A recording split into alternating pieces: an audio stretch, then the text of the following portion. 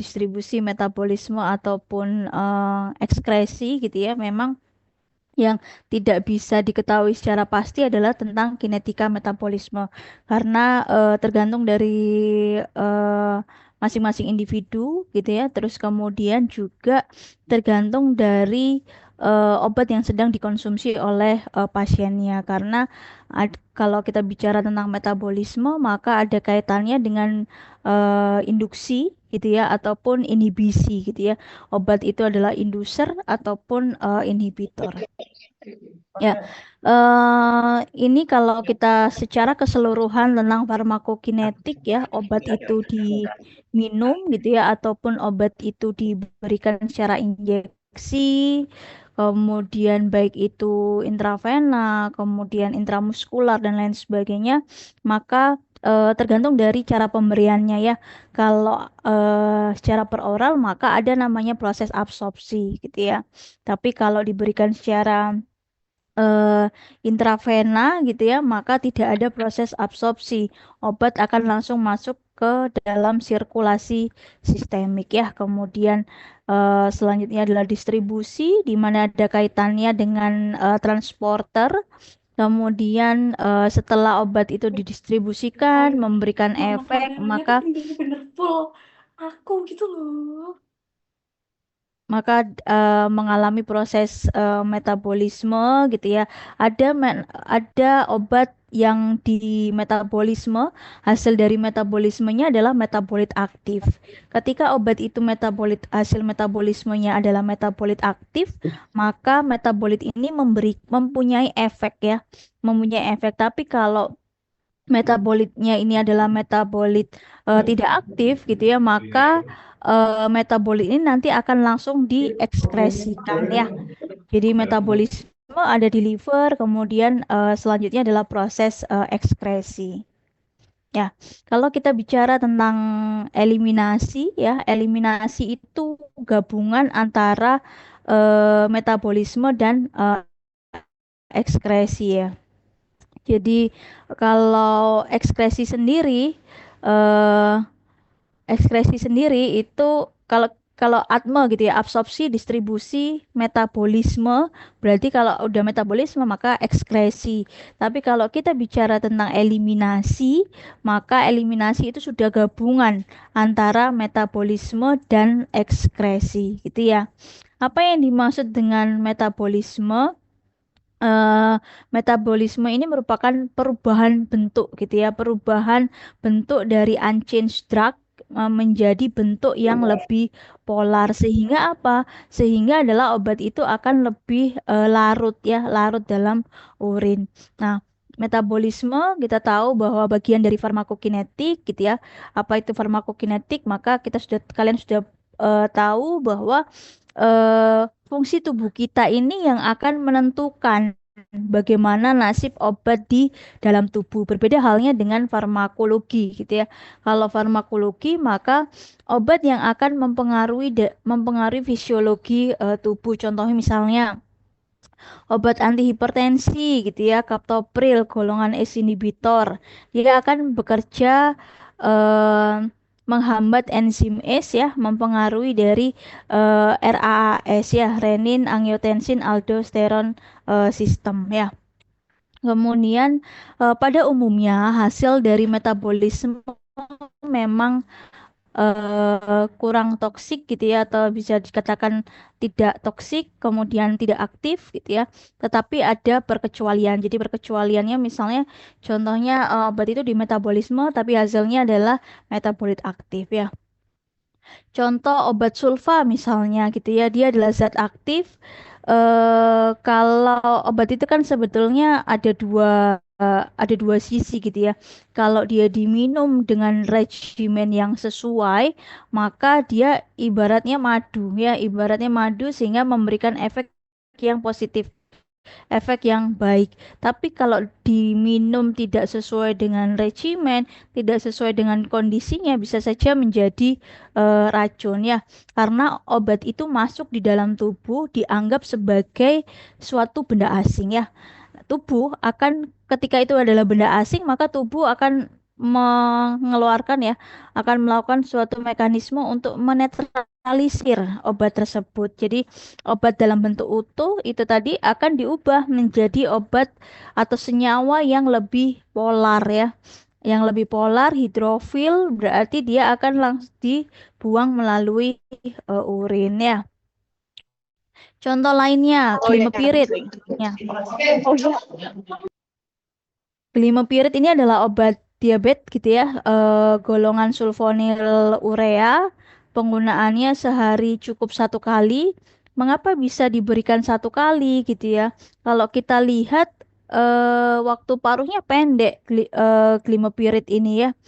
Waktu paruhnya pendek, tapi metabolitnya adalah metabolit aktif ya, sehingga meskipun aktivitasnya tidak sebesar dari senyawa utuhnya, tapi dia karena metabolit aktif mempunyai efek yang baik sebagai antidiabetes, maka penggunaannya cukup sehari satu kali ya. Kemudian ada contoh lainnya, glikazid, glikidon ya penggunaannya dia sehari 2 sampai 3 kali karena T setengahnya pendek dan metabolit yang terbentuk adalah metabolit tidak aktif ya. Kemudian kalau kita lihat pada gambar ini gitu ya menghubungkan antara faktor-faktor yang berpengaruh pada respon obat ya, respon obat di mana ada proses farmakokinetik gitu ya, ada proses farmakokinetik, kemudian farmakodinamik dan ada sisi patofisiologi dari suatu disease-nya ya. Obat masuk ya obat masuk dengan dosis tertentu. Sebagai contoh misalnya sediaan atau obat yang diberikan secara intravena, dia akan masuk ke dalam plasma ya, mengalami proses farmakokinetika tanpa absorpsi. Beda halnya dengan sediaan oral, itu ada fase absorpsi ya. Kemudian di sini ada tanda panah. Apa yang dimaksud dengan tanda panah yang eh, dua arah gitu ya? Artinya adalah kalau kalau kita lihat sini dulu ya, ini adalah satu arah, artinya menunjukkan bahwa obat yang sudah masuk pada sirkulasi sistemik atau pada plasma itu tidak bisa kembali ke usus ya. Kemudian obat itu akan dimetabolisme, kemudian diekskresi melalui urin ya.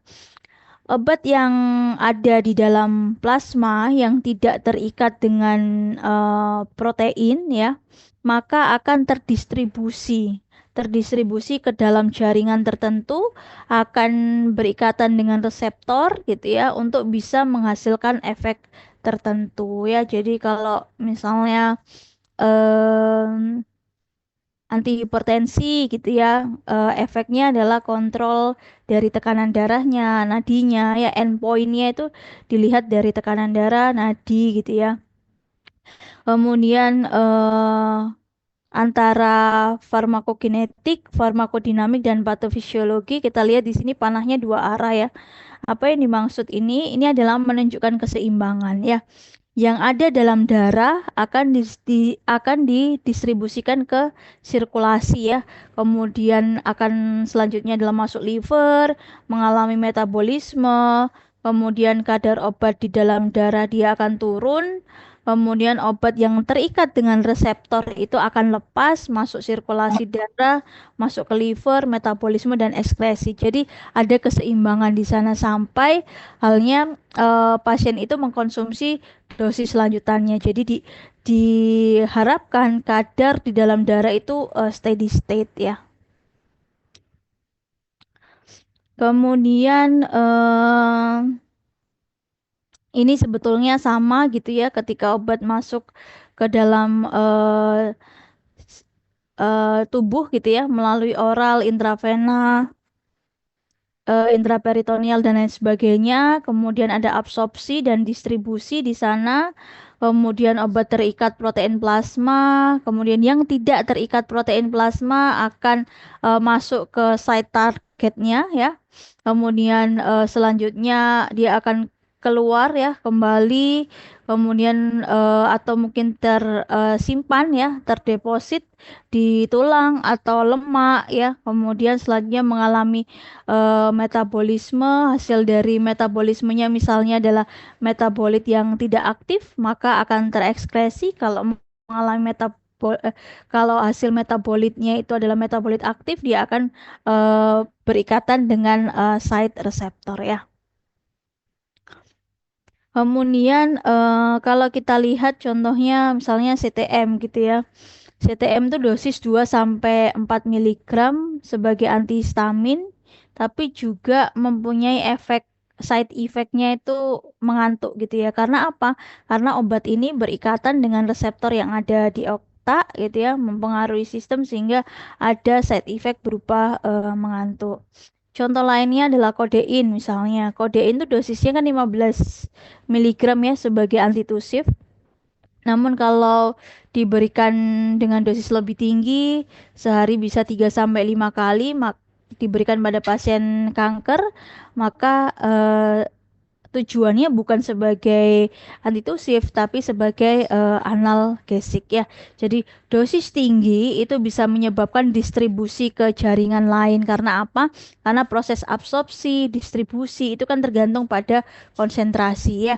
Ketika gradien konsentrasinya tinggi, maka akan terjadi difusi pasif sehingga obat itu akan menembus ke jaringan yang lebih dalam ya. Kemudian kalau kita bicara tentang farmakokinetika, maka ada parameter yang sangat khas yaitu T setengah ya waktu paruh.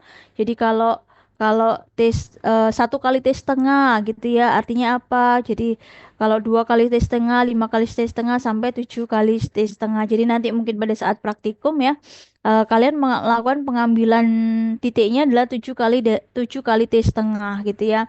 Jadi diharapkan dengan 7 kali T setengah itu obat sudah habis gitu ya. Obat sudah tidak mempunyai efek sehingga bisa digambarkan nanti jumlah obat di dalam darah mulai awal sampai akhir itu seperti apa ya.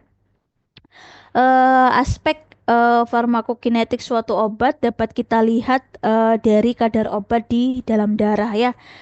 Bisa itu berupa kadar puncak ataupun kadar lembah ya. Jadi kadar lembah itu apa? Kadar lembah itu adalah kadar minimal agar suatu obat itu dapat memberikan efek ya. Contohnya adalah antibiotik misalnya.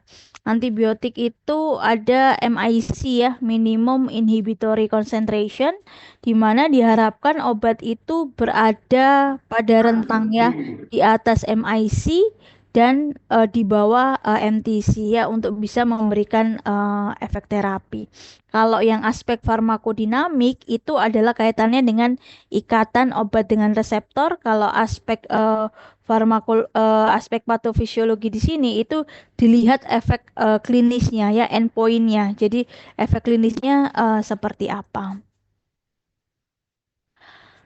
Oke, kemudian ini tadi sudah gitu ya. Kemudian metabolisme. Sebetulnya metabolisme itu terjadi di mana gitu ya. Ternyata metabolisme tidak hanya terjadi di liver gitu ya, tetapi juga bisa di lumen usus, kemudian darah, paru, kulit, ginjal gitu ya. Kemudian otak, plasenta dan lain sebagainya ya. Namun karena yang paling banyak terjadi itu di liver, kenapa kok paling banyak yang terjadi di liver? Karena adanya sitokrom P450 gitu ya. Sehingga perhatian bagi orang-orang dengan gangguan fungsi liver gitu ya. Kalau gangguan fungsi liver ditakutkan, dikhawatirkannya adalah ada gangguan dari proses metabolismenya ya. Kemudian tadi saya sampaikan bahwa metabolisme juga bisa terjadi di lumen usus ya. Tapi karena di lumen usus itu tidak ada sitokrom gitu ya, maka sampai saat ini sejauh ini ya, contohnya adalah insulin gitu ya, sehingga insulin itu tidak ada yang diberikan secara peroral ya. Mengapa insulin itu tidak ada sediaannya peroral ya? Karena kalau kita lihat insulin itu peptida gitu ya, suatu peptida. Peptida itu adalah protein ya. Di dalam usus ini ada namanya enzim protease ya, yang mana bisa merusak peptida. Sehingga kalau diinginkan dalam bentuk oral harus ada rekayasa gitu ya, rekayasa formulasi tertentu sehingga insulin ini tidak dapat dirusak oleh enzim protease ya. Kemudian contoh lainnya adalah chloramphenicol ya. Jadi chloramphenicol itu ada chloramphenicol palmitat, chloramphenicol stearat ya.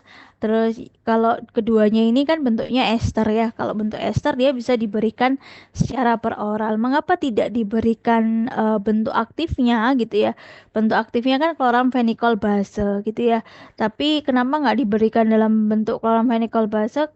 Dikarenakan rasanya yang sangat pahit gitu ya. Chloramphenicol juga tidak boleh gitu ya diberikan untuk anak-anak karena rasanya yang pahit gitu ya. Kalau untuk dewasa kan bisa dibentuk kapsul dan lain sebagainya. Kemudian yang diberikan adalah bentuk esternya gitu ya, bentuk ester palmitat ataupun yang stearat. Kemudian di tubuh diubah menjadi chloramphenicol base, dipecah atau di metabolisme oleh enzim lipase di usus ya. Kalau sudah masuk usus, kemudian sudah tidak ada yang terasa pahit di lidah gitu ya.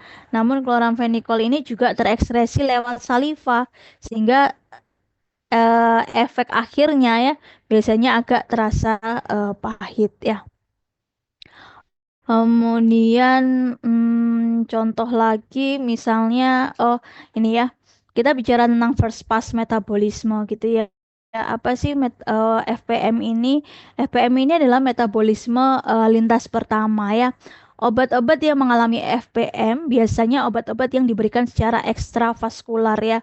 Sehingga untuk menghindari FPM, maka biasanya obat tidak diberikan secara peroral, tapi secara sublingual atau injeksi ya.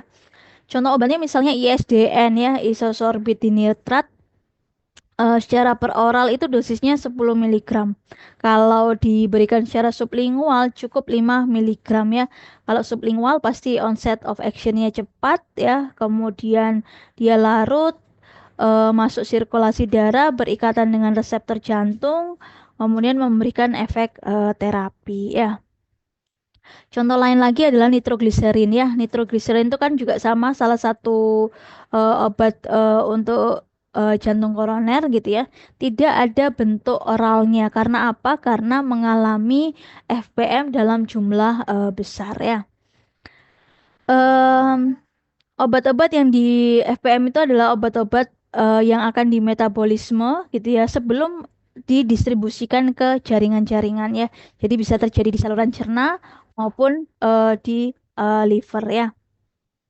Kemudian metabolisme itu juga bisa terjadi secara sekuensial ya. Jadi berurutan mengalami metabolisme fase satu dulu, kemudian fase kedua. Ada juga yang mengalami metabolisme secara paralel ya, jadi bersamaan. Jadi kalau kita bicara metabolisme, sebetulnya ini adalah reaksi biokimia ya. Jadi di tubuh itu fase satu nanti kita akan bahas ya. Fase satu ada jalur oksidasi. Nanti siapa yang mengoksidasinya gitu ya. Misalnya sitokrom. Kemudian jalur 2 fase kedua itu ada jalur konjugasi gitu ya. Jadi konjugasinya dengan siapa nanti kita bahas ya. Kemudian obat yang lipofil ya. Obat yang lipofil pasti mengalami fase oksidasi terlebih dahulu ya menjadi senyawa yang sedikit lebih polar. Kemudian selanjutnya nanti ada senyawa konjugat masuk ke fase 2 gitu ya berikatan dengan obat tersebut sehingga akan menjadi senyawa yang lebih polar ya. Kemudian kalau obat itu sudah cukup larut gitu ya, contohnya paracetamol. Paracetamol itu punya gugus OH gitu ya. Dia tidak lewat fase satu langsung fase 2 di metabolisme oleh glukuronat ya. Kemudian selanjutnya ini adalah contoh ya, contoh proses eliminasi dari obat hidrofil, kemudian lipofil tapi tidak ada metabolisme, kemudian lipofil di sini tapi dia konversinya lambat ya. Metabolismenya lambat, kalau yang ini metabolismenya cepat ya. Kalau obat hidrofil ya, obat hidrofil itu obatnya kan larut dalam air ya. Maka obat kalau diminum dia akan lewat lambung ya. Kemudian mengalami metabolismenya ini minimal ya, minimal karena dia sudah hidrofil. Contohnya misalnya vitamin C, vitamin B itu kan larut air ya, sehingga nantinya mudah ya, nantinya mudah untuk dibuang bersama dengan urin ya.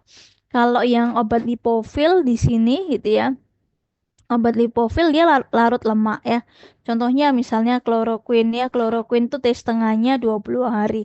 Maka ketika em, dihepar ya mengalami metabolisme kemudian didistribusikan di ginjal ini tidak diekskresikan gitu ya karena belum polar ya, dia kembali lagi ke sini gitu ya, kembali lagi mengalami metabolisme sampai kalau kita lihat di setengahnya 20 hari gitu ya, jadi sangat lama di tubuh, menjadi lebih lama karena metabolismenya kecil ya. Selanjutnya adalah obat lipofil tapi metabolismenya lambat ya. Jadi ketika di metabolisme ada yang sudah hidrofil ya, ada yang hidrofil masih atau ada yang lipofil, kemudian yang hidrofil bisa diekskresikan melalui urin, tapi kalau yang lipofil dia akan kembali lagi. Jadi karena proses metabolismenya lambat. Tapi kalau yang ini proses metabolismenya cepat ya. Jadi diubah menjadi senyawa yang lebih polar untuk bisa diekskresikan.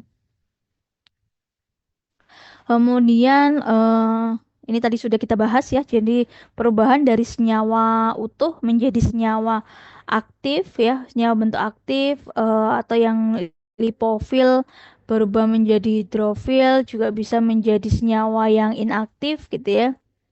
Terjadinya di banyak site tapi yang paling banyak adalah di liver. Kemudian hasil akhir dari metabolismenya apa? Hasil akhirnya adalah yang pertama, obat yang dimetabolisme dari aktif menjadi tidak aktif ya. Contohnya asetilkolin gitu ya. Asetilkolin ini diubah menjadi kolin dan asam asetat ya. Kloramfenikol juga dimetabolisme. Hasil akhirnya adalah kloramfenikol glukoronat ya fase 2. Glibenclamid juga gitu ya. Hasil akhirnya adalah glibenclamid glukoronat ya. Kemudian yang kedua adalah menurunkan aktivitas obatnya. Contohnya di sini glimepirid ya. Jadi eh, metabolitnya itu adalah metabolit aktif meskipun kemampuannya tidak setara dengan obat utuhnya ya, tapi tetap metabolit aktif sehingga aktivitasnya menurun ya. Kemudian obat itu bisa diminum 1 kali sehari gitu ya. Ketika apa? Ketika tes tengahnya panjang. Contohnya amlodipin. Yang kedua, ketika hasil metabolismenya adalah metabolit aktif. Kemudian yang ketiga adalah obat yang diformulasikan bentuk sustain atau kontrol rilis ya. Teofilin contohnya ya. Teofilin itu kan tes tengahnya 6 jam. Kemudian diformulasi sehingga penggunaannya cukup sehari 1 kali. Yang kedua contohnya adalah nifedipin. Nifedipin itu kan seharusnya yang konvensional sehari 3 kali 10 miligram. Tapi kalau dibuat bentuk oros ya, oral osmotik, minumnya cukup sehari 1 kali ya. Terus kemudian selanjutnya dibuat senyawa turunannya ya. Jadi satu golongan tapi menyebabkan T setengahnya lebih panjang. Nifedipin itu T setengahnya lebih pendek dibanding amlodipin ya, sehingga kalau untuk pasien-pasien rawat jalan. Kemudian untuk meningkatkan kepatuhan, kalau tidak ada nifedipin oros dapat diberikan amlodipin ya. Kembali lagi pada tergantung kondisi masing-masing ya. Kaptopril juga, kaptopril itu tes tengahnya pendek ya. Kemudian dibuat senyawa yang lebih baru turunannya, lisinopril, ramipril ya. Ini juga penggunaannya sehari satu kali. Atau juga bisa obat yang mengalami enterohepatik ya. Jadi pil kontrasepsi contohnya. Jadi kalau orang minum pil KB ya sehari satu kali kan ya minumnya itu kan isinya hormon estrogen. Hormon estrogen itu waktu paruhnya pendek sebetulnya ya. Jadi mengalami di tubuh mengalami enterohepatik ya setelah dimetabolisme menjadi estrogen glukuronida gitu ya lalu mengalami enterohepatik ya akan disekresi lewat biliar masuk ke dalam usus di usus ada enzim namanya beta glukuronidase ya enzim beta glukuronidase ini dihasilkan oleh flora normal usus ya jadi nantinya ketika ada enzim ini maka akan memetabolisme ya estrogen itu akan dimetabolisme menjadi estrogen base. Bentuknya lipofil diserap kembali ke darah gitu ya. Sehingga nanti kalau melihat profil kurvanya itu ada puncak ganda ya. Mungkin nanti di pertemuan yang terakhir-terakhir ya akan membahas tentang puncak ganda gitu ya. Nah, biasanya digunakan oleh wanita ya yang masih subur namun produksi estrogen endogennya rendah. Jadi makanya kenapa hanya cukup sehari sekali ya. Kemudian yang ketiga adalah aktivitasnya meningkat ya. Jadi contoh kodein ya dosis kecil, antitusif. Kalau dosisnya besar eh, sebagai analgesik ya misalnya. Kemudian yang keempat adalah ada perubahan dari tujuan aktivitasnya ya. Jadi berbeda ini aktivitasnya. Contohnya adalah apa aktivitas metabolitnya gitu ya berbeda dengan aktivitas dari senyawa utamanya. Sulfilpirazon misalnya ya, dia digunakan sebagai urikosurik tapi metabolismenya berkhasiat sebagai antiplatelet ya. Kemudian aspirin, aspirin dosis kecil itu adalah sebagai antiplatelet ya. Yang memberikan efek itu aspirinnya ya. Tapi kalau dosis tinggi aspirin akan diubah menjadi asam salisilat ya yang tidak mempunyai efek sebagai antiplatelet. Tapi kalau dosis besar dia sebagai analgesik ya, sebagai analgesik. Kemudian yang kelima adalah aktivasi dari prodrugnya. Nanti kalau ada yang nggak paham, segera ditanyakan ya, langsung aja. Yang kelima adalah aktivasi dari prodrug gitu ya. Jadi contohnya kortison, dia tidak bisa di metabolisme di kulit ya, tidak bisa di metabolisme di kulit sehingga salepnya tidak diberikan dalam bentuk hidrokortison ya. Jadi hidrokortison ini senyawa aktifnya ya. Kemudian aspirin kalau digunakan sebagai analgesik gitu ya dia akan berubah menjadi asam salisilat. Kenapa kok nggak langsung aja asam salisilat gitu ya? Karena menyebabkan iritasi lambung sehingga yang diminum adalah bentuk aspirinnya. Tujuannya adalah mengurangi efek samping iritasi lambung ya. Kemudian dopamin juga bisa ya. Dopamin bila digunakan secara injeksi dia akan di dalam tubuh diubah menjadi adrenalin ya. Yang keenam adalah produksi metabolitnya toksik ya. Jadi paracetamol contohnya isunya adalah hepatotoksik kalau dosisnya tinggi atau penggunaan jangka panjang ya misalnya contohnya percobaan bunuh diri gitu ya minum jumlah besar gitu ya harusnya tadi eh, mengalami metabolisme fase 2 gitu ya. Itu tapi kalau kalau dosis besar gitu ya, dosis besar maka mengalami fase satu. Hasil dari fase satu inilah nanti yang tidak mencukupi gitu ya, nanti akan berubah menjadi N-hydroxylate produk gitu ya, produk gitu ya yang bersifatnya adalah hepatotoksik ya. Kemudian juga ada isoniazid. Isoniazid ini hasilnya isomikotinil hidraksid itu juga hepatotoksik. Makanya pasien-pasien TB paru gitu ya, itu salah satu regimennya kan isoniazid ya. Isopotensialnya adalah hepatotoksik sehingga perlu dilakukan monitoring terkait nilai OTPT-nya ya.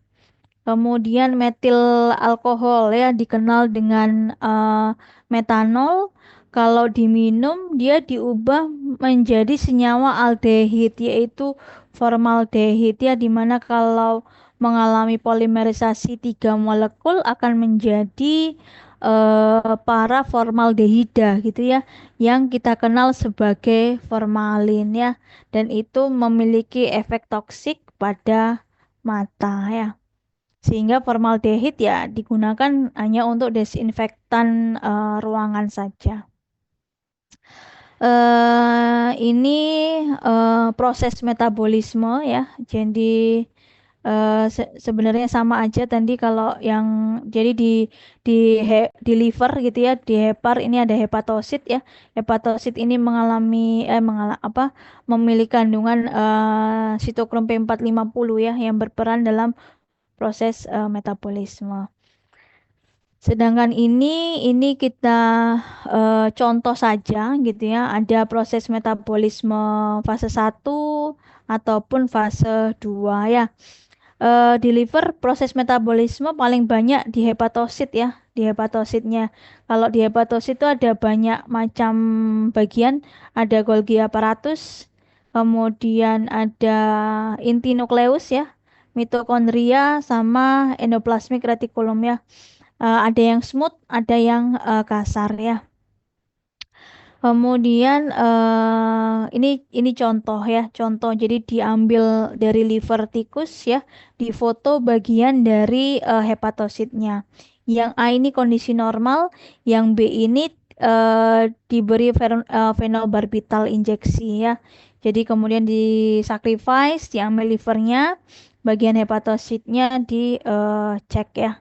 Hasilnya menunjukkan pada bagian ER yang smooth ini ya, ada cukup banyak kalau kita lihat dibandingkan yang ini. Ya, di sini muncul nodul-nodul ya atau granul karena fenobarbital ini kan induser, di mana granul-granul ini berisi sitokrom P450 gitu ya. Sehingga nanti akan terlihat ya saat ini dengan majunya teknologi ada pemeriksaan PCR ya. Nanti sitokrom ini tidak hanya satu macam ya. Jadi nanti kan macamnya banyak ada yang 34, 2C9, 2C19 ya. Jadi granul-granul yang kecil-kecil ini isinya adalah sitokrom P450. Kenapa kok dinamakan P450 gitu ya? P-nya itu porfirin, 450 adalah panjang gelombang ya, 450 Kan nanometer aku udah pernah lihat di sini. yang Anakku. visible. Jadi Kamu yang gak visi bayang gak tahu? Sumpah. yang visible atau UV gitu ya. Kalau UV itu di bawah 350 ya. Kalau kita lihat dari strukturnya mirip dengan hemoglobin ya, ada porfirinnya, ada Fe-nya. Kemudian sekarang tipe dari reaksi metabolisme ya. Jadi ada tadi saya sampaikan ada fase Enggak, 1, jangan. ada fase 2 ya. Ah, jangan belok. Oh iya. Oh, belok. Kalau fase satu ya itu adalah non sintetik ya.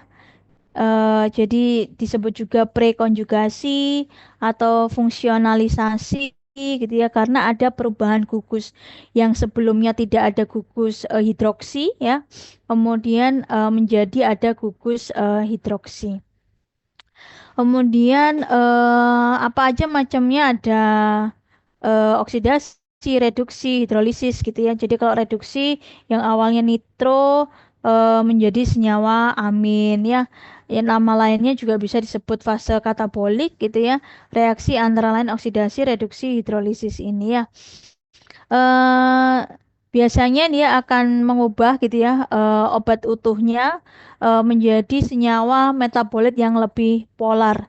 Jadi ada tambahan gugus OH, NH2, COH ataupun yang SH ya. Dan hasil metabolitnya ini mungkin ya masih punya efek farmakologi. Contohnya tadi seperti glimepirid, glibenclamid gitu ya. Kemudian yang kedua adalah fase 2 ya, disebut sintetik.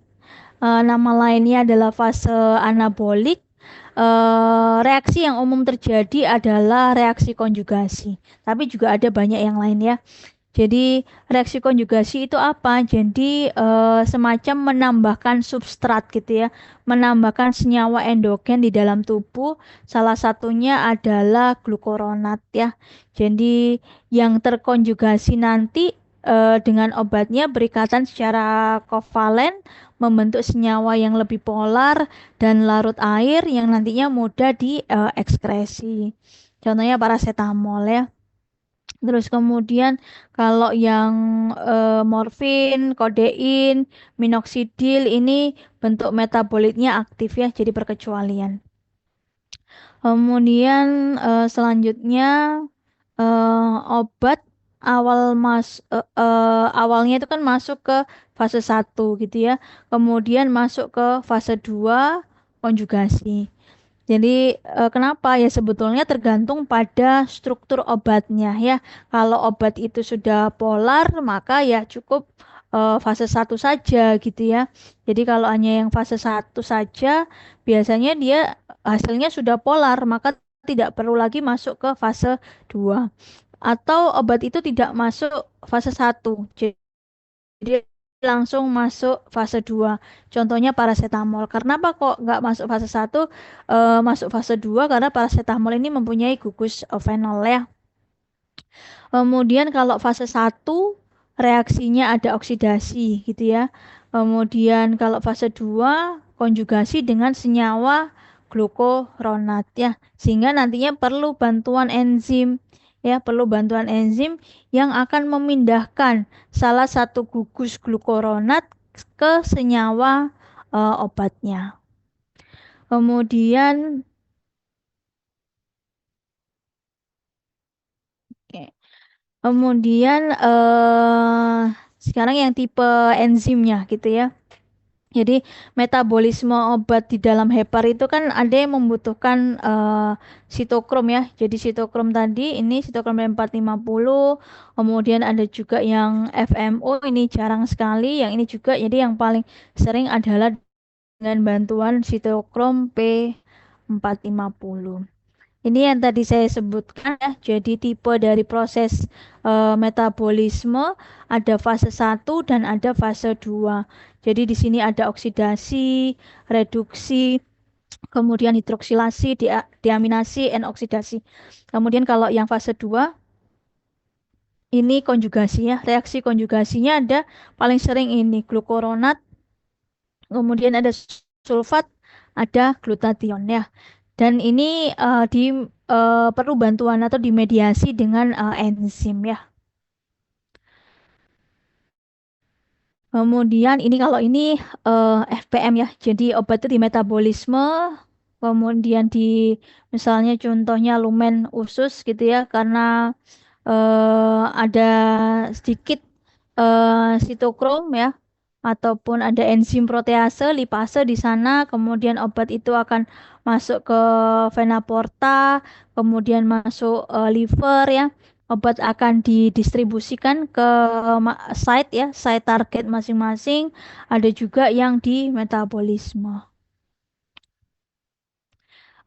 Ini kalau ini adalah proses yang enterohepatiknya ya. Jadi ketika obat itu diberikan secara peroral mengalami absorpsi, kemudian di liver mengalami konjugasi dengan glukuronat di sini ya. Lalu nantinya akan diekskresi kemana? Ke biliar ya. Ini kalau model ekskresi biliarnya. Syaratnya apa gitu ya? Bisa di ekskresi di biliar. Syaratnya adalah senyawa yang molekulnya besar. Contohnya adalah estrogen ya. Estrogen itu BM-nya besar ya. Jadi di usus dihidrolisis oleh enzim beta glukuronidase, dia yang dihasilkan oleh flora normal ya. Jadi obat masuk mengalami metabolisme, masuk vena porta ya, di liver mengalami biotransformasi dengan senyawa endogen glukuronat menjadi produk glukuronat yang molekulnya besar ya. Karena BM besar maka diekskresi di biliar ya. Kalau dia ternyata lipofil ya, lipofil kembali lagi melalui vena portal, kemudian masuk ke liver untuk di metabolisme kembali. Jadi selama belum berubah menjadi polar ya, obat itu akan di metabolisme lagi gitu ya sampai senyawa itu lebih polar yang siap untuk di ekskresi. Kemudian ini sama ya, modelnya sama, prosesnya dari masuk, kemudian di lumen usus ya, sampai akhirnya obat itu bisa di ekskresi ya. Kemudian kalau dilihat dari gambar ini menunjukkan mungkin perbedaan gitu ya antara obat paten ataupun yang generik ya. Yang sebetulnya berbedanya hanya pada sifat farmasetiknya aja. Jadi formulanya berarti yang berbeda apa? Formulanya mungkin jadi bahan tambahannya berbeda, proses pembuatannya berbeda sehingga nanti menyebabkan perbedaan pada proses disintegrasinya ya, disolusinya yang akan menyebabkan perbedaan pada tetapan absorpsi ya. Tapi kalau obat itu sudah masuk ke usus ya, liver yang berperan itu kan senyawa zat aktifnya gitu ya sehingga nanti mungkin meskipun harga KA-nya berbeda gitu ya tapi memberikan eh, apa hasil efek yang sama gitu ya. Jadi Tmax, Cmax-nya berbeda tapi waktu paruh, clearance-nya, VD-nya dia akan sama ya. Karena di fase absorpsi kan tadi yang berpengaruh hanya pada perubahan pada tetapan KA-nya yang berbeda. Tapi waktu paruh, clearance, VD akan sama. Kemudian ini contoh ya, jadi dari aktif menjadi inaktif, kemudian obatnya aktif tapi metabolitnya juga aktif atau obatnya tidak aktif, kemudian diubah menjadi metabolit aktif atau yang metabolitnya reaktif. Paracetamol ini menjadi metabolit yang reaktif kalau digunakan dalam dosis besar sih, kalau dalam dosis lazim tidak masalah. Ya, ini juga sama hasil dari metabolitnya. Kalau obatnya ini metabolitnya apa gitu ya, nanti bisa dibaca. Kemudian eliminasi gitu ya, ini sama seperti yang tadi saya sampaikan melalui ginjal, paru, keringat dan lain sebagainya. Kemudian eliminasi kita tahu bahwa ada metabolisme dan ekskresi ya. Jadi metabolismenya ada di liver, ekskresinya ada di ginjal ya. Selain itu juga bisa melalui paru, kemudian juga dari keringat, saliva dan lain sebagainya. Ini ekskresi utamanya ya melalui filtrasi glomerulus gitu ya. Jadi tergantung struktur dari eh, glomerularnya seperti apa, size-nya seperti apa, ikatan bindingnya seberapa besar gitu ya. Kalau ikatan obat protein semakin besar gitu ya, semakin besar atau misalnya contohnya 99% gitu ya ikatan obat protein. Nah, ternyata albumin di dalam tubuh individu individu tersebut itu albuminnya rendah gitu ya. Albuminnya rendah sehingga apa? Sehingga jumlah yang terikat, jumlah obat yang terikat dengan protein plasma akan lebih rendah sehingga free drug-nya kan lebih besar. Kalau free drug-nya lebih besar, maka dampak yang dikhawatirkan adalah jatuh pada toksisitas ya, kondisi toksisitas. Kalau range terapinya cukup lebar mungkin tidak masalah, tapi kalau range terapinya sempit itu yang berbahaya. Contohnya begini, obat dengan ikatan protein 99%, otomatis kan 1%-nya nih yang mempunyai efek. Lah, kalau ada pergeseran dari ikatan obat protein ke arah 98% aja gitu ya, maka ada 100% tambahan free drug dari obat tersebut ya. Jadi nanti kurvanya akan hampir 2 kali lipat kadar obat di dalam darahnya. Itu yang ditakutkan ya.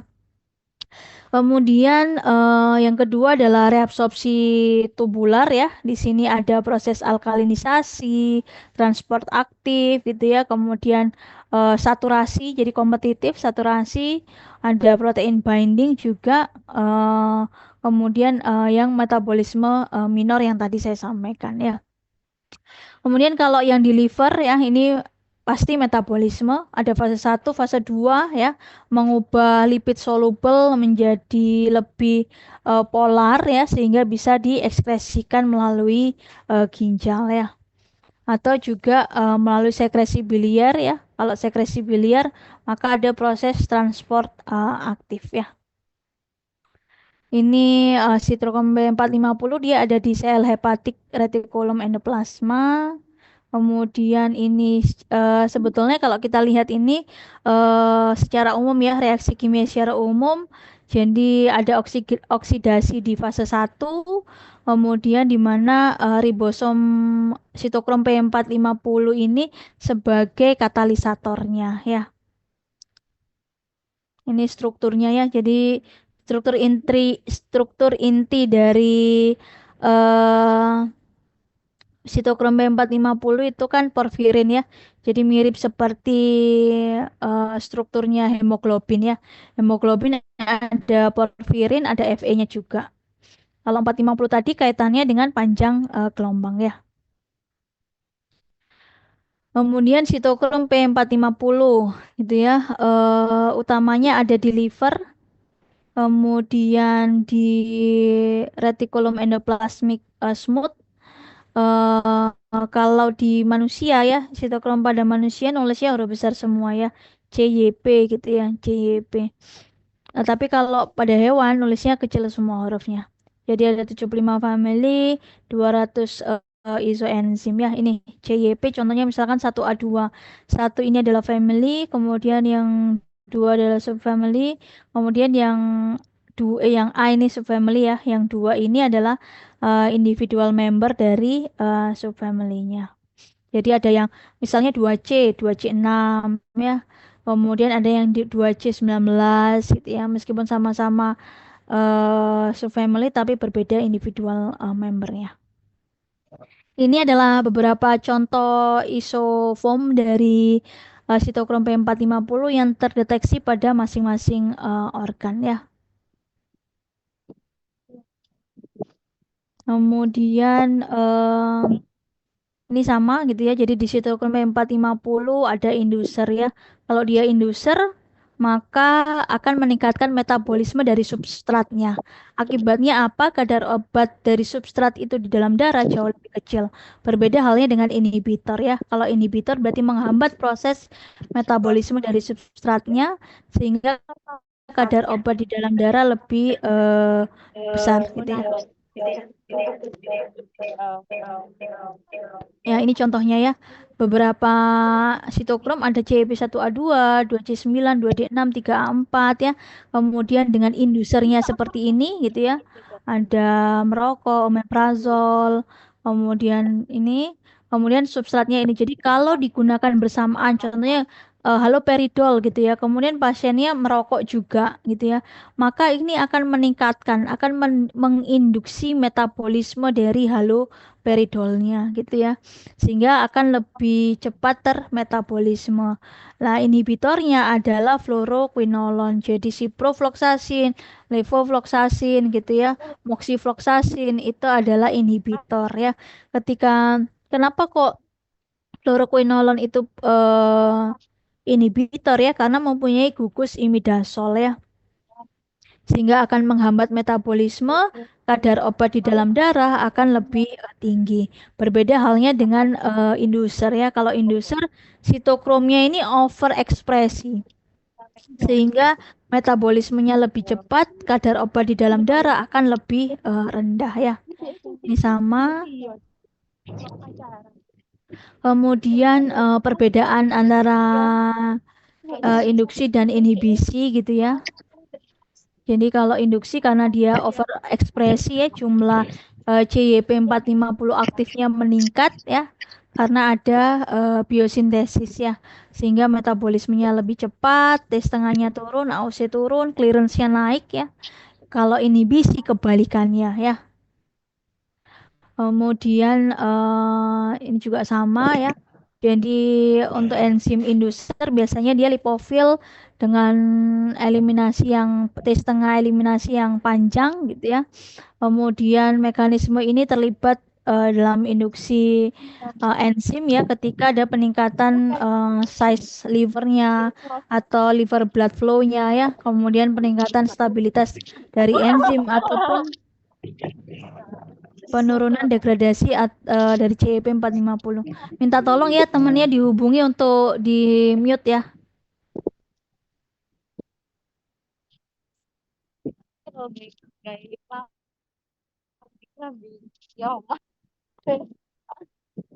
Perhatian, minta tolong temannya untuk dihubungi untuk nge-mute. Dong minta dari sehari-hari. Allah balas kubah-kubahan itu.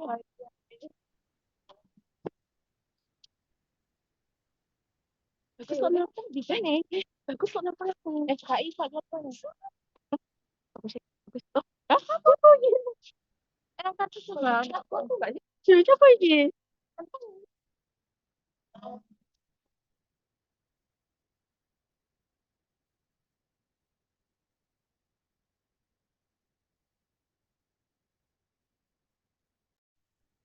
Oke, saya lanjutkan ya.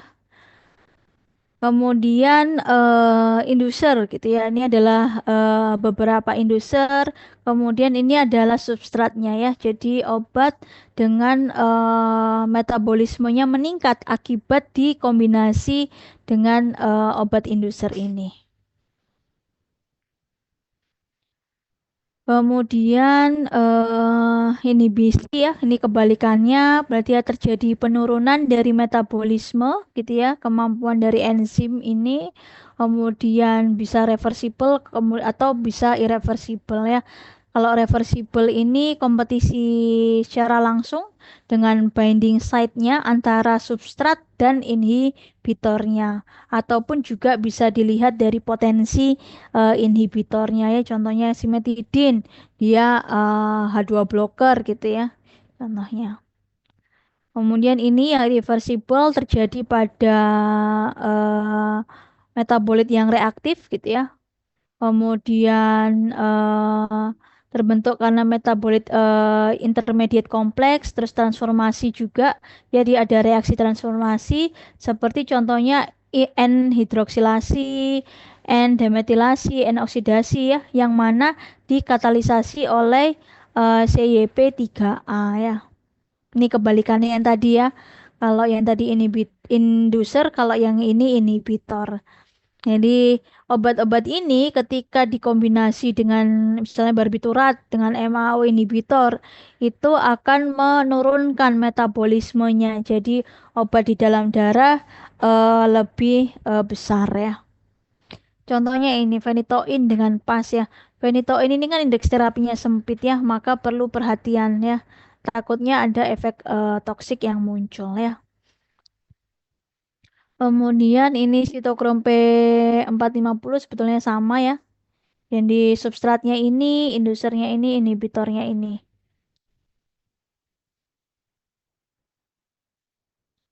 Oke, ini juga sama ya.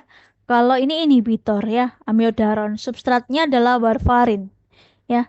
Jadi dampaknya apa? Dampaknya adalah over antikoagulasi ya. Jadi akhirnya apa? Akhirnya adalah akan meningkatkan resiko dari bleedingnya ya.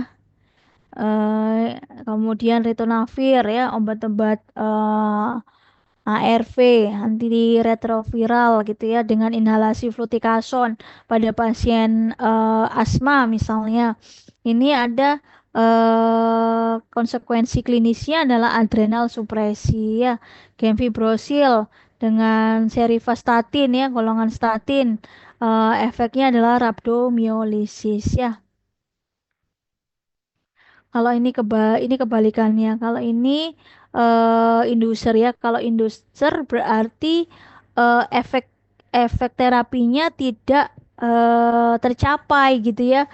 Karbamazepin sama oral kontrasepsi. Orang pakai oral kontrasepsi tujuannya untuk mencegah kehamilan gitu ya. Tapi karena ada induser di sini maka eh, bisa saja kontrasepsinya gagal gitu ya, akhirnya pasiennya bisa hamil misalnya gitu ya.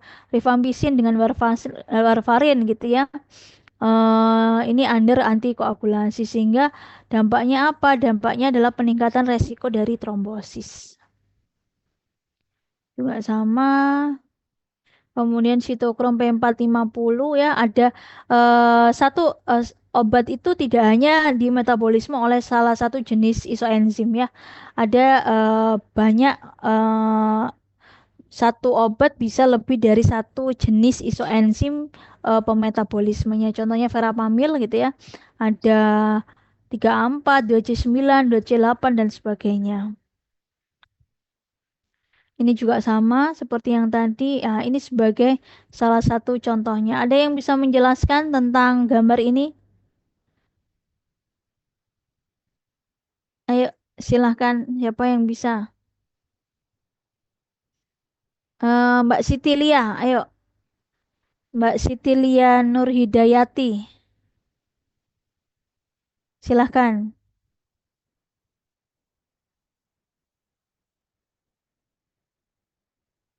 Ayo, mana? Baru tahu ya. Mana et al.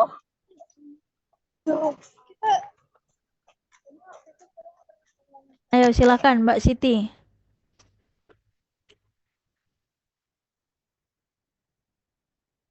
Ayo, Mbak Siti.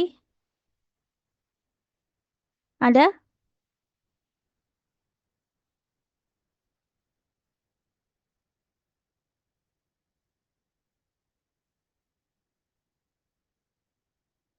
Atau Mbak Revita?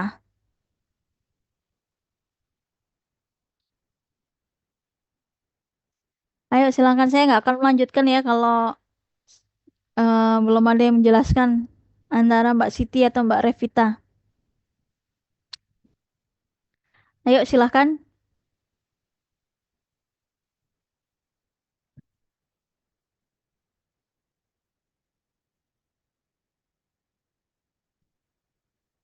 Ayo, Mbak Siti Lia Nurhidayati atau Mbak Revita.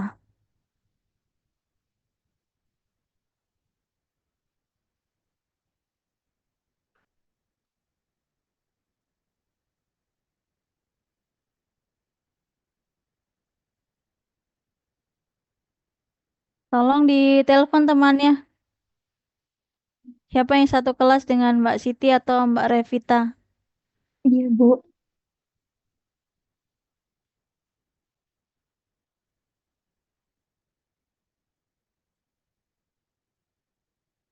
Ayo, apa maksudnya ini Mbak Revita?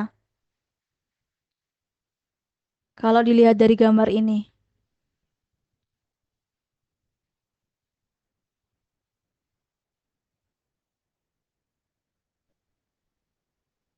Oh,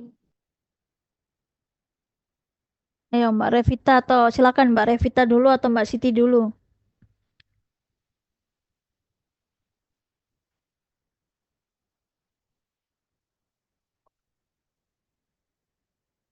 Ayo, silahkan.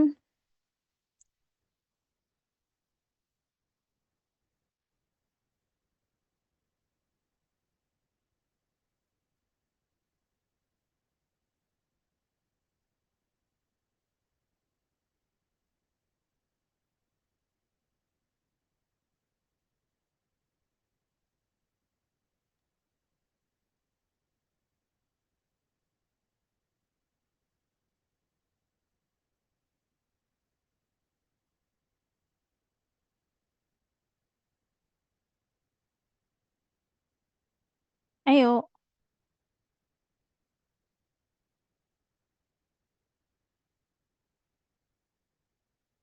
Saya nggak akan melanjutkan ya kuliahnya kalau nggak ada yang menjelaskan antara Mbak Revita atau Mbak Siti.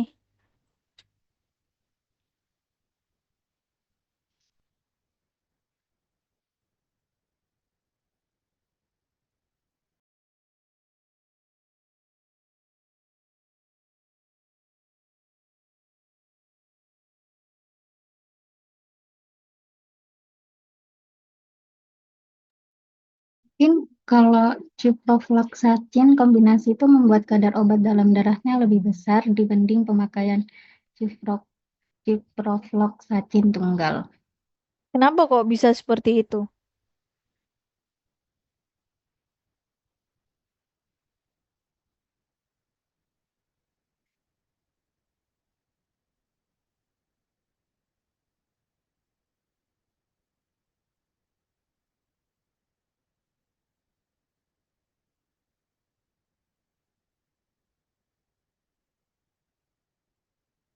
Kenapa kok bisa ketika dikombinasi dengan diklofenak, eh, kadar ciprofloxacin di dalam darah itu bisa lebih meningkat gitu? Hampir 2 kali lipat pada waktu yang sama.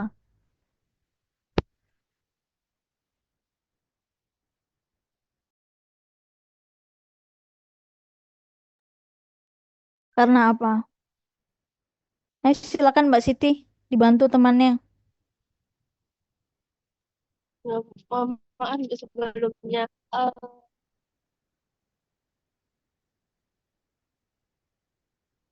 Eh, eh, di klorofenak itu meningkatkan konsentrasi kiroflavaksin dalam darah. Kemudian di situ ada interaksi farmakokinetika antara diklo sama cipro itu. Apa reaksi interaksi farmakokinetikanya apa emangnya?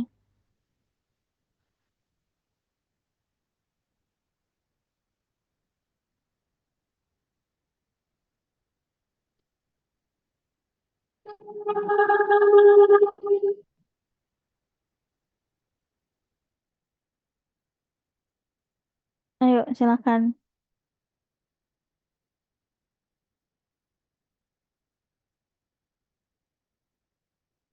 Apa reaksi farmakokinetikanya? Kalau tadi disampaikan meningkatkan kadarnya, ada reaksi farmakokinetika antara cipro dan diklofenak. Reaksi dalam bentuk apa?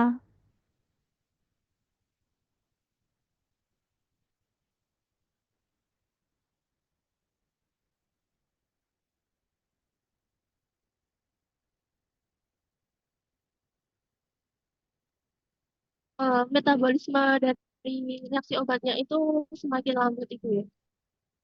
Kenapa kok begitu? Kalau metabolismenya lambat, dampaknya apa?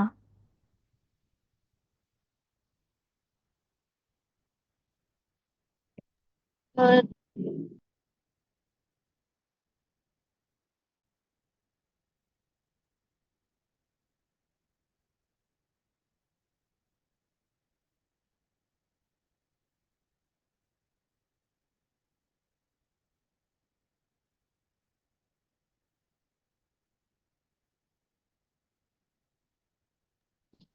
Dampaknya setengahnya itu juga akan semakin menurun atau semakin lambat gitu, Bu. Kenapa kok bisa tes tengahnya lebih panjang? Karena kan di dikloferas dan siprolaksin itu kan dia itu siprolaksin itu dapat menghambat enzim CBS dan C9 di hati ya. Kemudian itu yaitu kayak bertemu. itu untuk metabolisme dari diklofenak itu sendiri. Terus akibat dari metabolismenya itu diklofenak itu akan menjadi lebih lambat dan kemudian dapat menyebabkan peningkatan kadar dalam darah. Yang mana? Diklofenaknya atau ciprofloxacinnya kok berubah beda lagi nih? Diklofenaknya Coba dilihat pada gambar ini. Mana ada diklofenaknya?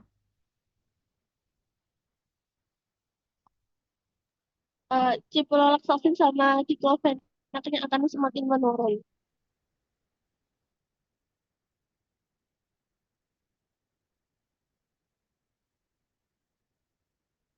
Mana yang pada sisi yang mana Anda mengatakan bahwa ciprofloxacin dan diklofenaknya akan menurun? Pada sisi yang mana?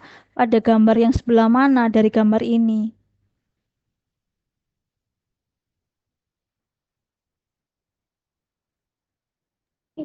Maaf Ibu, ciklofenaknya sama diklofenaknya itu semakin meningkat.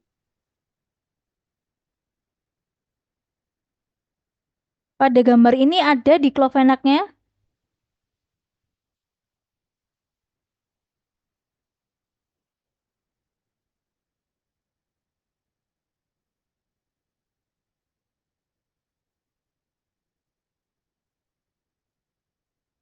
Mbak Revita, gimana Mbak Revita?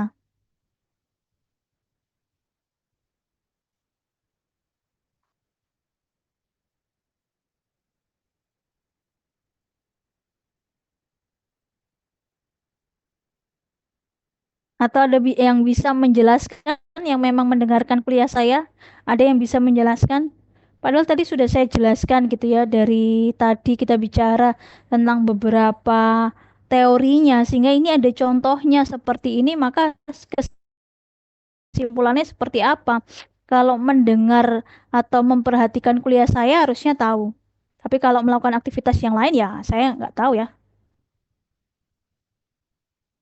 Kembali lagi pada kalian masing-masing gitu ya. Kalian sudah besar gitu ya. Apakah ini sebetulnya bermanfaat untuk kalian atau tidak? Kalau memang dirasa tidak memberikan manfaat terkait kuliahnya, maka silakan keluar saja. Tidak perlu join gitu ya. Lebih baik keluar saja dibandingkan tidak memperhatikan begitu ya.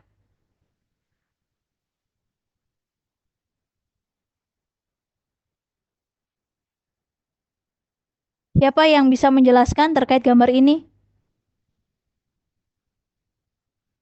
Mohon maaf Ibu, izin bantu menjawab. Silahkan. Baik, kalau menurut saya, ini kan diagram serum konsentrasi antara obat ciprofloxacin sendiri tanpa diklofenak dan dengan penambahan diklofenak.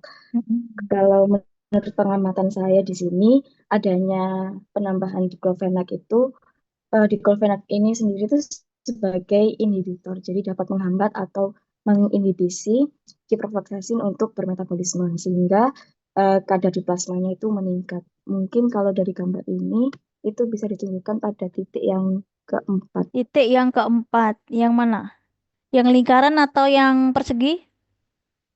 Yang lingkaran, ini. yang dengan diklofenak. Yang ini. Iya, yang mana? Yang bawah. Ini. iya, iya. Yang ini ya. Oke, Iya. ya. Oke, terima kasih Mbak Sarah ya. Jadi seperti yang tadi disampaikan oleh Mbak Sarah itu udah betul gitu ya. Berarti memang memperhatikan apa yang saya sampaikan. Kata kuncinya hanya dua, inhibitor dan inducer ya. Ketika kadar obat suatu substrat itu meningkat gitu ya, maka dikombinasi dengan apa? Inhibitor atau inducer. Kalau substratnya meningkat, kadar obat substratnya meningkat, berarti dikombinasinya dengan inhibitor atau inducer. Inhibitor. Inhibitor ya, Inhibitor. seperti Contohnya ini ciprofloxacin dengan diklofenak. Diklofenak ini berarti dia adalah inhibitor. Ciprofloxacin adalah substratnya gitu ya. Sehingga ketika dikombinasi maka diklofenak sebagai inhibitor ini akan menginhibisi gitu ya. Menginhibisi apa? Menginhibisi dari metabolisme ciprofloxacin. Sehingga apa dampaknya? Ditemukan kadar dalam darah yang meningkat gitu ya. Jadi diperhatikan gitu ya betul-betul tentang apa eh, maksudnya gitu ya si profil apa tentang inhibitor, inducer itu seperti apa gitu ya. Oke. Kemudian kalau pada tabel ini pada gambar ini gitu ya. Ini lebih pada therapeutic indeksnya gitu ya. Ketika kalau dia semakin rendah, therapeutic indeksnya semakin rendah, kemudian efek dari drugnya itu semakin besar, maka eh, perlu perhatian serius gitu ya, perlu perhatian serius karena ditakutkan adalah ada peningkatan konsentrasi dalam jumlah yang besar ya. Kemudian yang kedua, yang non mikrosomal ya. Jadi kalau ini terjadinya di plasma, sitoplasma ataupun mitokondria ya, membutuhkan spesifik enzim ya. Kemudian contohnya adalah alkohol misalnya ya. Alkohol itu bisa menggunakan sitokrom. Kalau yang tadi yang pertama adalah sitokrom dengan CYP2E1, tapi juga bisa yang non sitokrom atau non mikrosomal dengan apa? Dengan bantuan enzim. Enzimnya apa? Enzimnya adalah alkohol dehidrogenase ya. Terus atau yang kedua adalah santin gitu ya. Obat statin gitu. Obat statin eh, masuk yang non mikrosomal gitu ya karena dia menggunakan santin oksidase gitu ya ataupun obat-obat yang di metabolisme dengan monoamin oksidase. Jadi ini perbedaannya antara mikrosomal dan non mikrosomal. Dari site-nya, kemudian organnya, kemudian fase 1, fase 2, kemudian induksi dan lipid solubility. Kalau yang mikrosomal sangat penting ya, kelarutan di lemaknya ya. Kemudian ya, ini sama gitu ya. Ini adalah daur katalitik reaksi dari oksidasi fase 1. Kalau kita bicara tentang reaksi kimia pada gambar ini ada 7 siklus ya, ada 7 siklus yang beruntun. Terjadi perpindahan elektron dari atom Fe sitokrom yang diberikan pada substrat obatnya sehingga perubahan struktur obatnya nanti akan ada proses oksidasi ya. Kita masuk ke lebih dalam ke fase 1 gitu ya. Yang tadi ada oksidasi gitu ya. Eh disebutnya adalah non sintetik ya. Fase 1 oksidasi bisa mikrosomal ataupun yang non mikrosomal ya. Kalau mikrosomal berarti menggunakan bantuan dari sitokrom gitu ya. Kalau non mikrosomal membutuhkan bantuan dari enzim ya. Seperti yang tadi alkohol. Alkohol itu bisa dua-duanya, bisa mikrosomal juga bisa non mikrosomal. Kalau mikrosomal menggunakan di metabolisme sitokrom CYP2E1, kalau non mikrosomal dengan alkohol dehidrogenase ya. Kemudian juga ada contohnya etil alkohol gitu ya menjadi asetaldehid, menjadi asam asetat, kemudian diubah lagi menjadi CO2 plus H2O plus energi ya. Yang kedua reduksi, tadi ada oksidasi, kemudian reduksi. Ternyata reduksi itu juga ada yang mikrosomal dan non mikrosomal ya. Contohnya warfarin ya diubah menjadi hidroksiwarfarin, kortison diubah menjadi hidrokortison. Jadi kalau ini kan salep ya, salep langsung dalam bentuk aktif karena kulit itu kan ya nggak ada proses pengubahan dari kortison menjadi hidrokortison ya. Yang ketiga ada hidrolisis. Kalau hidrolisis berarti ada penambahan gugus air ya. Jadi biasanya enzim yang digunakan seperti esterase atau amidase. Jadi misalnya kloramfenikol palmitat gitu ya akan diubah menjadi kloramfenikol base. Diubah oleh enzim yang ada yang dihasilkan oleh flora normal usus kita yaitu enzim lipase. Eritromisin dihidrolisis ya, eritromisin dihidrolisis oleh esterase. Kemudian juga di sini asetilkolin ya diubah menjadi asam asetat dan kolin, kemudian suksinilkolin diubah menjadi asam suksinat dan kolin. Kalau fase 2 ini cukup banyak ya, mulai glukuronidasi, eh, konjugasi sulfat, asetilasi, glisin, metilasi, transfurasi, glutation dan asam merkapturat ya. Jadi pada fase 2 itu lebih banyak reaksi metabolismenya yang membutuhkan senyawa endogen ya. Jadi kata kuncinya dari fase 2 adalah membutuhkan senyawa endogen. Apa itu senyawa endogen? Yaitu senyawa yang ada di dalam tubuh ya. Jadi nantinya bagian dari senyawa endogen akan didonorkan ke hasil metabolit fase 1 atau didonorkan ke senyawa obatnya karena obat tersebut tidak melewati fase 1 jadi langsung masuk fase 2 ya. Jadi secara singkatnya seperti ini ya. Ini drugnya, kemudian ada senyawa endogennya ya. Ibaratnya ini X-nya nanti ini akan ditransfer gitu ya. Akan dipindahkan untuk berikatan dengan drugnya ataupun senyawa hasil metabolit fase 1.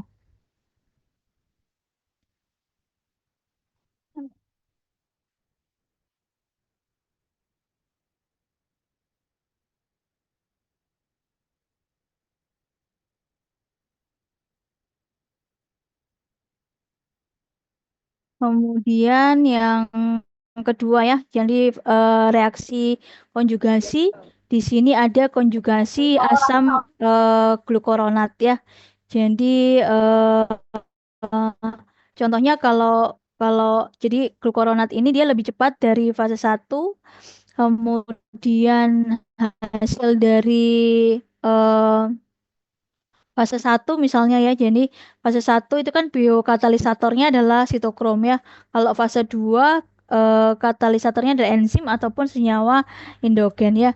Hasil dari fase 1 nanti BM-nya ini tidak berpengaruh ya karena hanya penambahan gugus OH saja. Tapi kalau fase 2 tergantung dari senyawa X-nya. Jadi gugus X yang dipindahkan itu apa gitu ya. Kalau dia glukuronat ya, contohnya ini glukuronat maka BM-nya nanti akan bertambah cukup besar ya. Terus kemudian sulfat juga sama. BM-nya nanti akan bertambah besar ya karena adanya senyawa endogen itu tadi ya. Kemudian contohnya obat-obat yang mengalami reaksi konjugasi setelah fase 1 sudah memiliki gugus OH, tapi dia belum cukup larut gitu ya, belum cukup polar. Sehingga gugus OH nanti akan berinteraksi dengan glukuronat. Terbentuk apa? Terbentuk senyawa konjugat dengan glukuronat. Contohnya seperti diazepam, kloramfenikol gitu ya, morfin ya. Morfin itu nanti juga akan menjadi morfin glukuronat ya. Untuk bisa bereaksi gitu ya, untuk bisa bereaksi dibutuhkan adanya enzim ya. Jadi enzimnya apa tergantung dari reaksinya nanti ya. Jadi enzim ini sebagai katalisator berperan untuk mentransfer gugus X ke molekul senyawa obat atau hasil metabolit fase 1. Nah, enzim itu juga ada tes tengahnya ya. Jadi kalau habis atau rusak dia akan berganti yang baru gitu ya. Nah, ini contohnya ini adalah senyawa endogen dari glukuronat ya. Namanya adalah UDPGA gitu ya. Singkatannya adalah UDPGA. Jadi senyawa sebelah kiri ini kan seperti gugus gula gitu ya dari kata glucuronic acid. Nanti ini nanti akan ditransfer ya dilepaskan dari ikatan fosfor oleh bantuan enzim glukoronil transferase ya. Nah, ini enzimnya ya. Enzimnya adalah glukoronil transferase. Jadi dia adalah mikrosomal enzim eh, yang akan mempercepat reaksi ya, sehingga nanti akan terbentuk senyawa glukoronida ya. Jadi ada RN glukoronat, asalnya nanti dari RNG gitu ya. Kemudian ada ROG, RCOG. Jadi G-nya ini adalah glukoronat ya.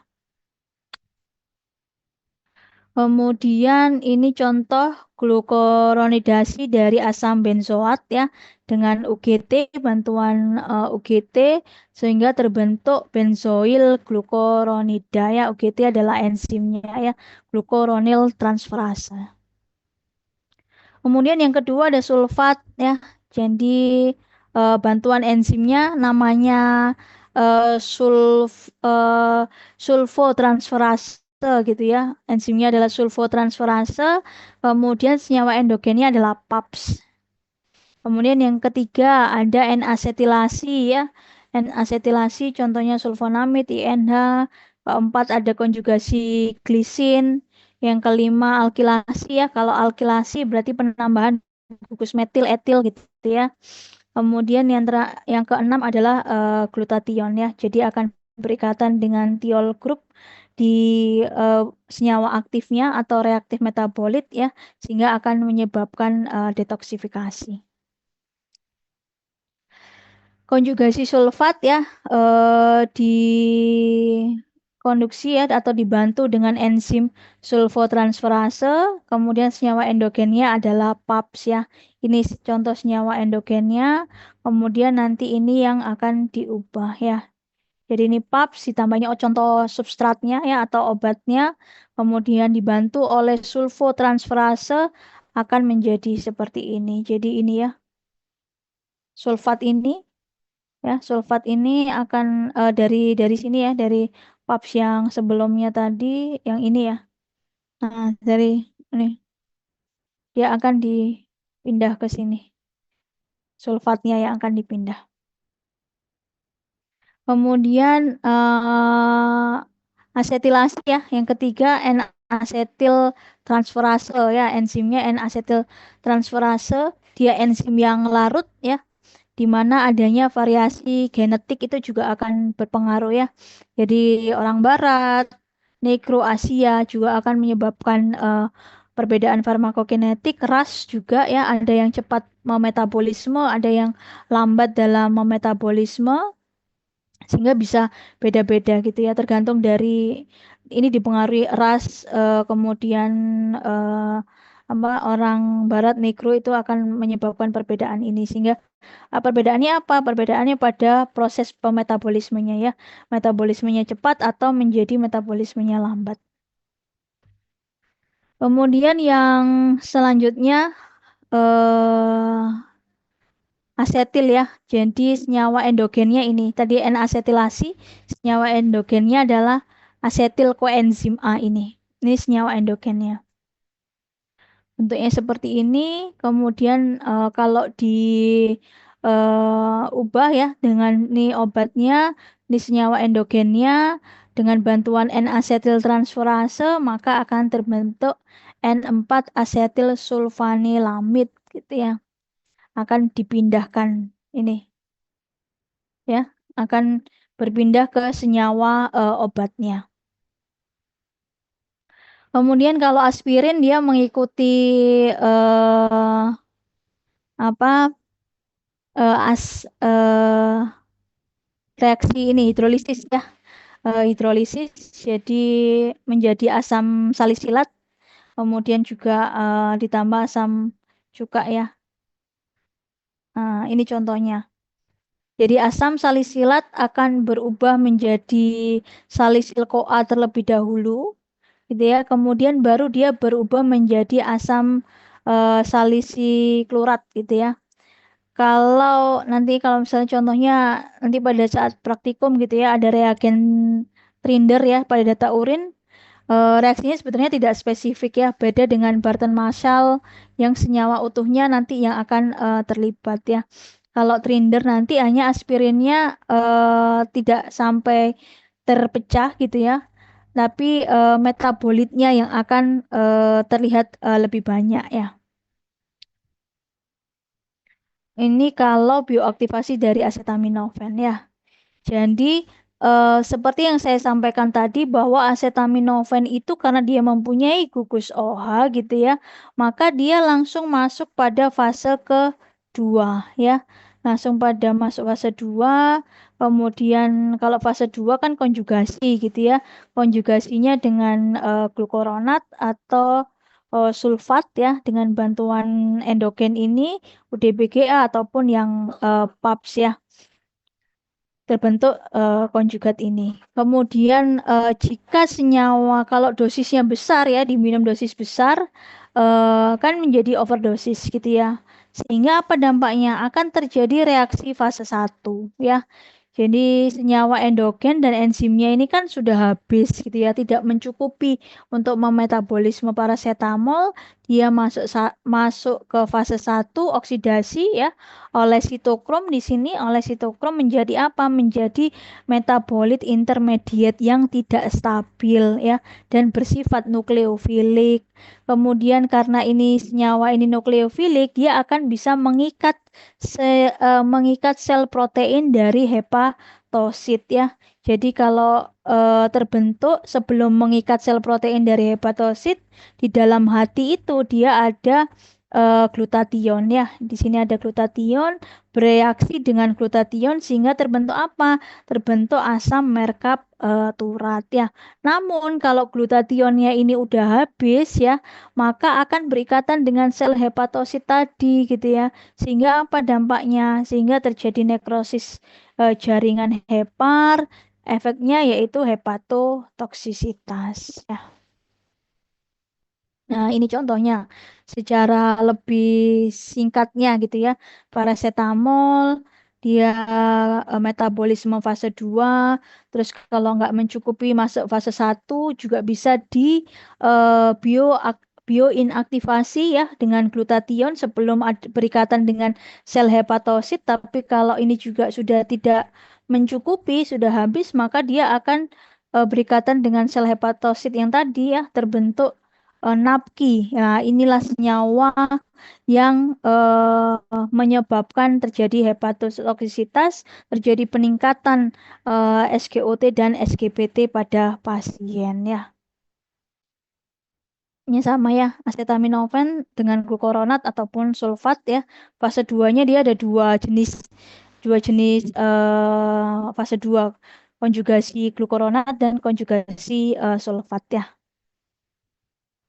Kemudian untuk untuk sebagai eh, apa antidotumnya ya toksik dari paracetamol maka diberi N-asetil sistein. Kemudian kalau asam salisilat ya hasil metabolisme aspirin ya awalnya kan tadi hidrolisa ya hidrolisis kemudian ada proses berbagai metabolisme ya ini ada konjugat menjadi ini dulu ya kemudian ada fenolglukuronat konjugat dari ini jadi banyak prosesnya. Kemudian kalau yang pertama yang penting kalian pahami bahwa pertama adalah fase 1 ya hidrolisis kemudian mengalami fase 2. Kemudian faktor yang mempengaruhi metabolisme obat individu ya.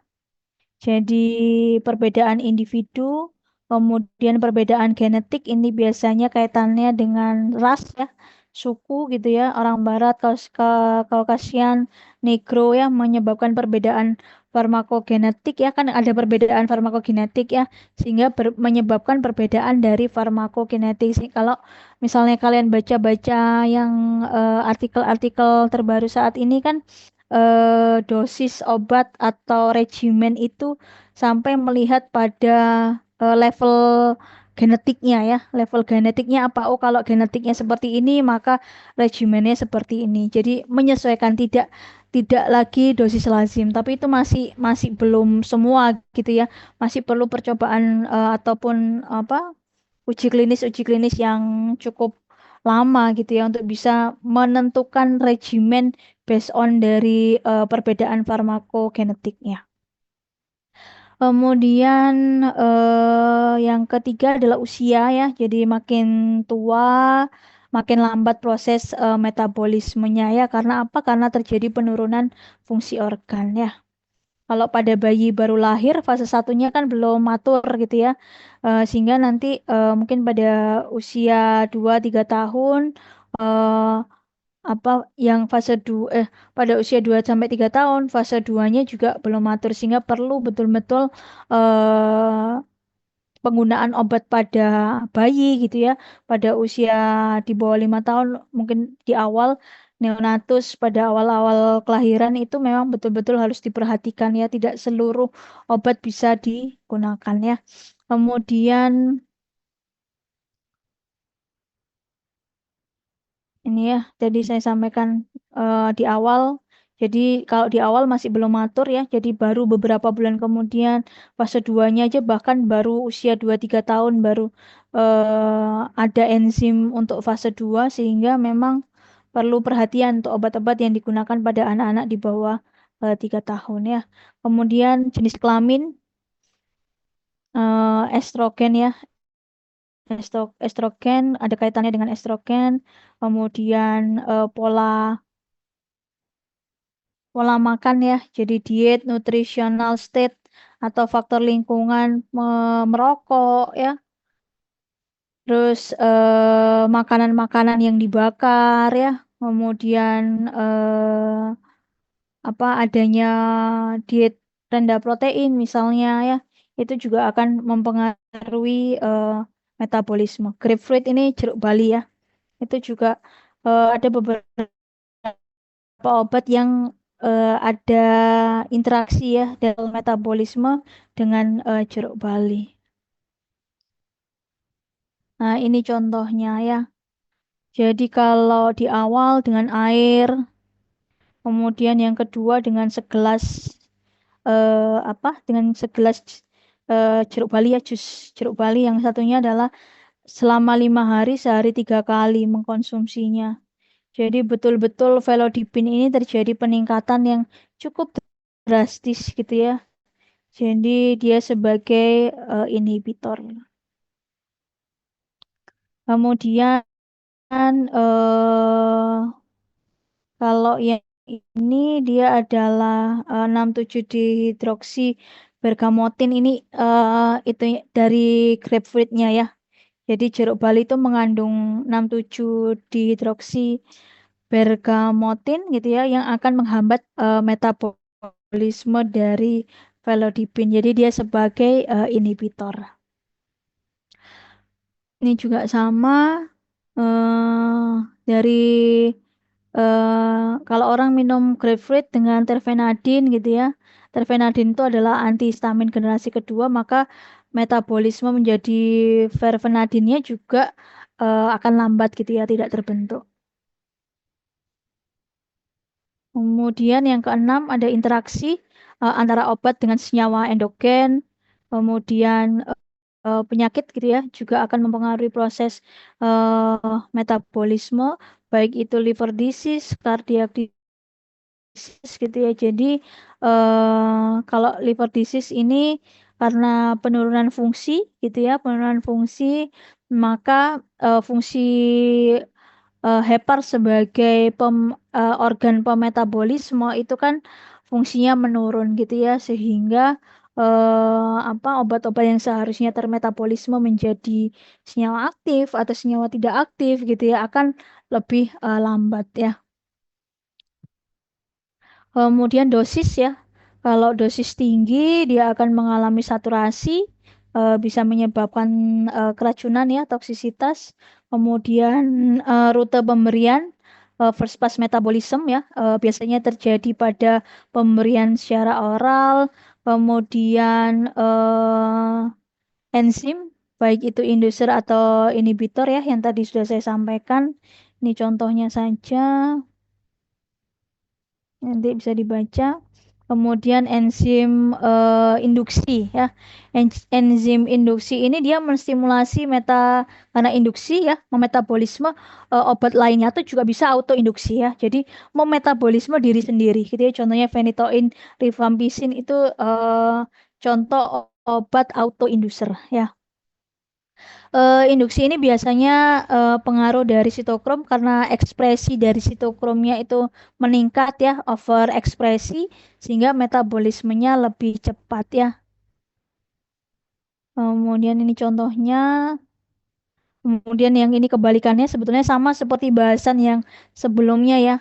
Jadi kalau enzim inhibitor tidak terjadi pembentukan enzim sitokrom P450, maka tidak terjadi ekspresi dari sitokromnya. Sehingga obat-obatan yang menghambat metabolisme biasanya dia mempunyai gugus imidazol. Contohnya fluoroquinolone, H2 blocker, obat anti jamur, macrolide ya. Jadi ini dia sebagai inhibitor ya. Yang faktor yang mempengaruhi metabolisme ada faktor intrinsik ataupun faktor ekstrinsik ya. Baik itu polimorfisme genetik, disease-nya ya. Tadi yang paling utama adalah gangguan hepar ya, karena kita tahu metabolisme ya paling banyak ada di hepar ya. Kemudian jenis kelamin, usia, kalau faktor ekstrinsiknya merokok, diet ya, konsumsi alkohol atau tadi konsumsi grapefruit gitu ya.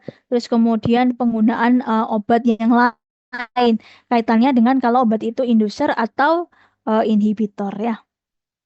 Nah, kemudian kita masuk ke kinetika. Ini tadi sudah kita bahas ya antara familinya maupun subfamilinya, fungsinya ternyata mempunyai fungsi masing-masing gitu ya.